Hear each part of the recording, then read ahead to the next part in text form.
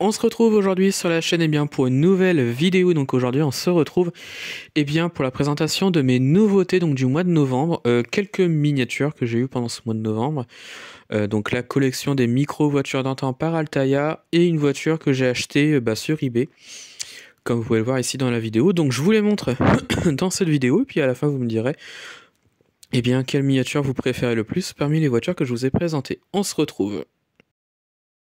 Donc on commence avec la collection des micro-voitures d'antan. Donc comme vous pouvez le savoir, je la fais entièrement cette collection.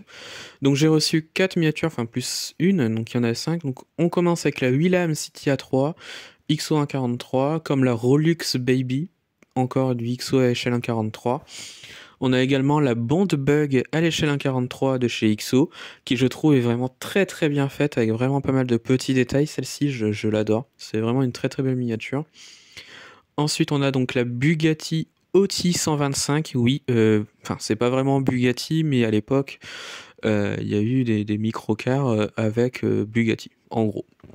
Donc on commence avec la Willam City A3, marque française, je crois, à l'époque. Donc c'était une voiture sans permis, qui là est vraiment très très bien faite, je trouve. Elle est vraiment rigolote cette miniature là, parce que je la trouve vraiment très très bien faite, et avec cette petite taille comme ça, enfin franchement il y a quelque chose avec cette miniature. La Rolux Baby qui je trouve est vraiment très très bien réalisée, une couleur au rouge bordeaux que je trouve magnifique sur la miniature, un petit cabriolet sympa que je trouve vraiment très très bien fait ici par XO, et franchement je suis très content de cette miniature car elle est vachement belle. Ensuite, on a donc la Bond Bug miniature que j'attendais vraiment avec impatience, parce que cette voiture-là, je la voulais absolument, parce que je la trouve vraiment très très belle, très mythique comme voiture, avec ce orange flashy qui est vraiment, je trouve, magnifique sur cette miniature-là.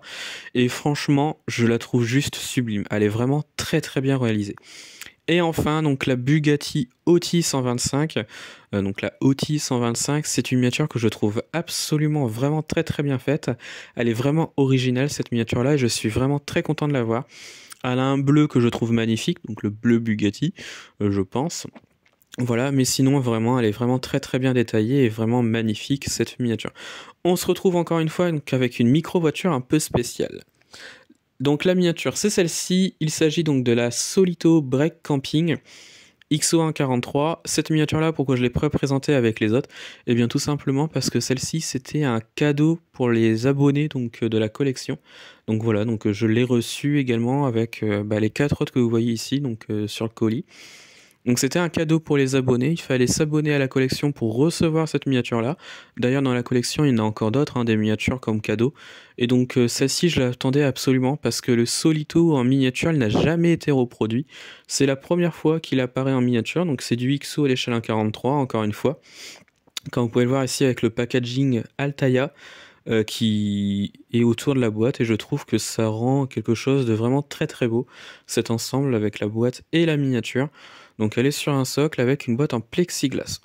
Et donc on se retrouve donc avec la dernière miniature que j'ai achetée donc pour ce mois de novembre. Il s'agit donc du Volkswagen ID6 Cross, reproduite ici à l'échelle 1.43 de marque inconnue, parce que c'est du Made in China tout simplement.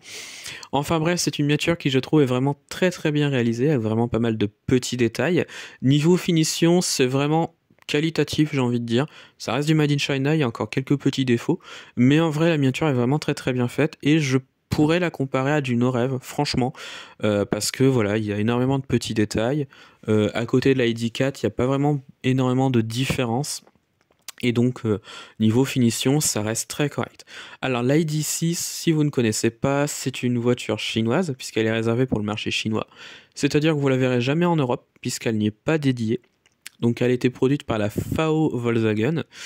C'est une marque qui revend en gros des Volkswagen et des Audi en Chine, et qui produisent également leurs propres modèles.